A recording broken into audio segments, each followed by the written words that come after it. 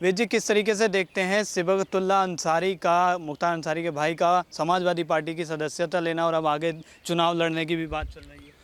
देखिए, जो समाजवादी पार्टी की इस संप्रदाय विशेष के साथ लॉयल्टी है वो किसी से छुपी नहीं है।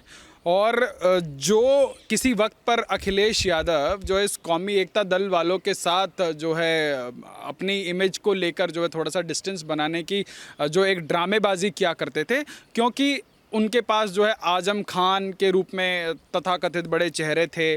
और आज जो है आजम खान जैसे लोगों का क्या हश्र है वो आज प्रदेश की जनता से छुपा नहीं है।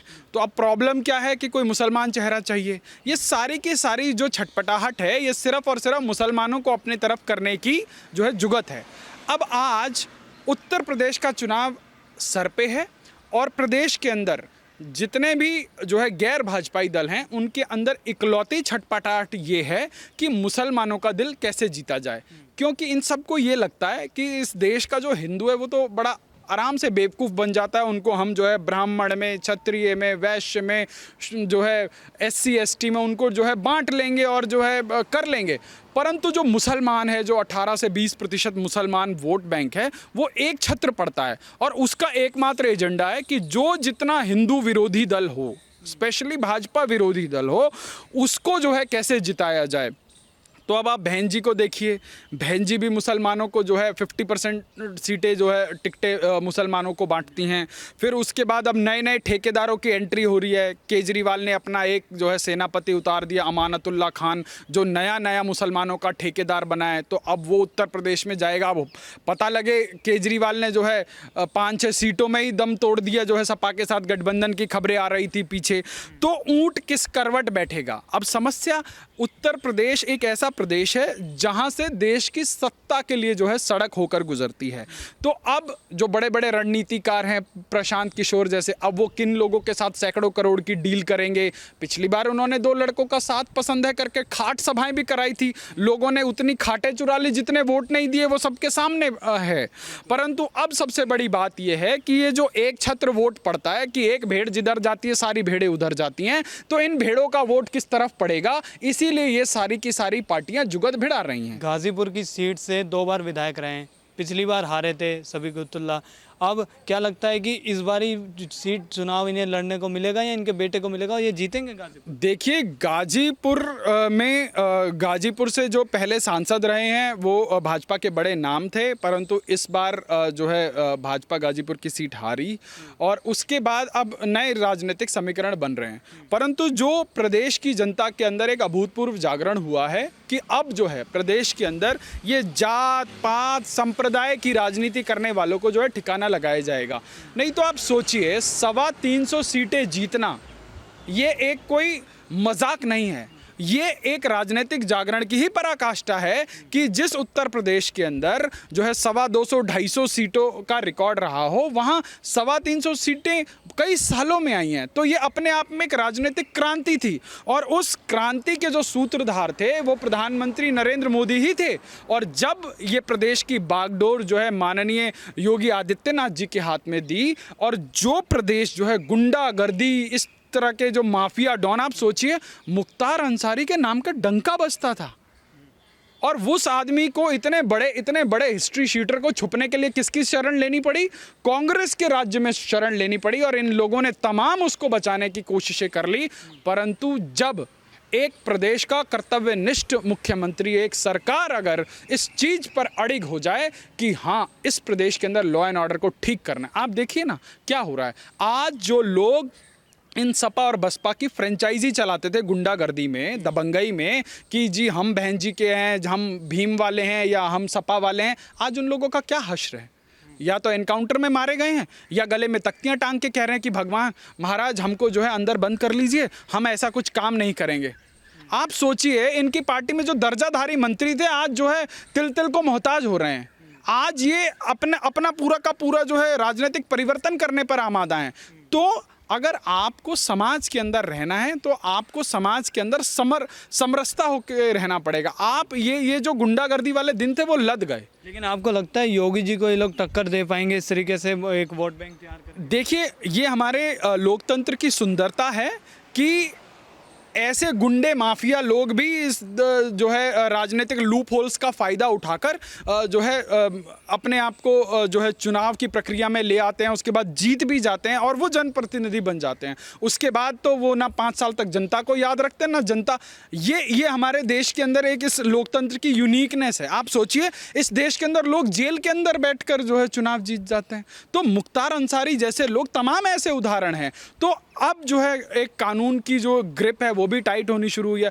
चूंकि अब मुख्तार अंसारी के ऊपर इतने सारे केस हैं तो अब उसके परिवार के लोग चुनाव लड़ रहे हैं। तो आज मुख्तार अंसारी से जो गाजीपुर के अंदर जो दहशत थी, वो दहशत कहीं ना कहीं शून्य हो गई है। परंतु उसके परिवार वाले लोग कहीं ना कहीं राजनीतिक संजीवनी ढूंढ रहे हैं और टोपी वाले भैया, लाल टोपी वाले भैया ने संजीवनी देने की कसम खाई है, क्योंकि मुसलमानों का दिल जीतना है। इनके पिताजी ने कहा था कि जी कार सेवकों पे मैंने गोली चलवाई थी।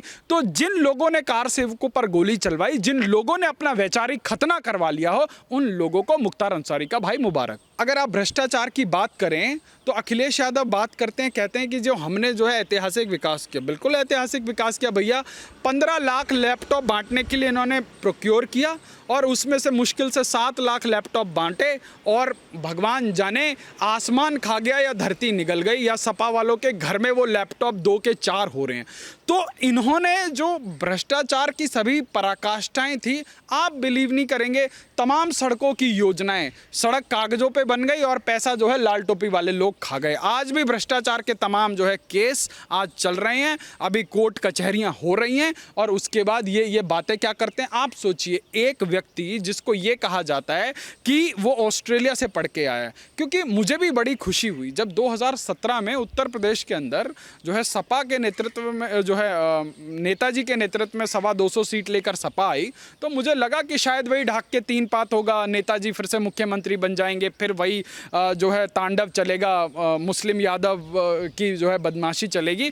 पर एक अचानक परिवर्तन देखने को मिला। उन्होंने जो है प्लेट सजाकर जो है टोटी भैया को दे दी, सॉरी अखिलेश भैया को दे दी। और अखिलेश भैया ने जो 5 साल में विकास किया, विकास लखनऊ से निकलता था, कभी रामपुर फंस जाता था विकास, कभी सैफई फंस जाता था, कभी एटा इटावा फंस जाता था और ऐसा फंसता था, इतना विकास हुआ कि बॉलीवुड से एक एक नचनिया आके जो है 3-3 दिन तक नाचते थे।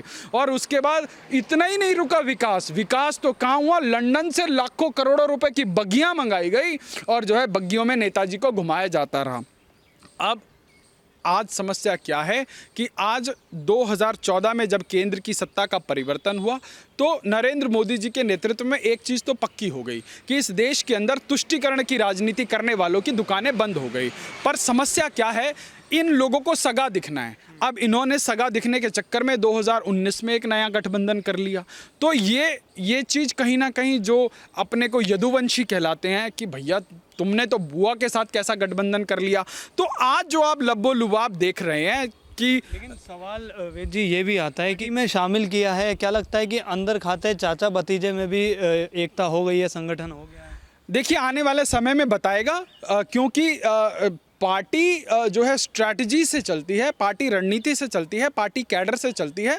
और मुझे लगता है शिवपाल यादव ने सपा को बनाने में, शेप देने में और यहाँ तक पहुँचाने में एक बहुत महती भूमिका निभाई थी। और जब चाचा भतीजा की नहीं बनी, जब चाचा अलग हो गए तो निश्चित रूप से जो है समाजवादी पार्टी को उसका जो है नुकसान हुआ। बट हाँ, 4-4.5 साल में गंगा जी में बहुत पानी बह गया है। अब देखना ये है कि भतीजे और चाचा के बीच में वो पुराना कनेक्शन बन पाता है, नहीं बन पाता। अगर बन भी जाए तो क्या वही मधुरता देखने को मिलेगी, फिर चाचा उसी एनर्जी से काम कर पाएंगे कि नहीं कर पाएंगे। और अल्टीमेटली आशीर्वाद तो जनता ने देना है, क्योंकि शिवपाल यादव के हाथ में कोई जादू की छड़ी तो है नहीं कि उन्होंने घुमा दिया। बातें तो कुछ भी कह दो, मैं भी बोल सकता हूँ कि भैया मेरे प्रचार करने से जो है डोनाल्ड ट्रंप जो है चुनाव हार गया, जो बिडेन जीत के, कहने में कोई इस बिना हड्डी की जीभ में कोई पैसा थोड़ी लग रहा है। तो भाई शिवपाल चाचा बड़े बड़े वो कर रहे हैं, कह रहे हैं कि हम जिधर जाएंगे सरकार उधर ही बनेगी। तो भैया आप स्वतंत्र हैं, आप जाइए अपने भतीजे को जितवाइए, क्योंकि आज आपके परिवार के अंदर आपकी राजनीतिक विरासत को संभालने वाले लोगों को बचाने की आवश्यकता है, नहीं तो पब्लिक ने तो इलाज कर ही देना है।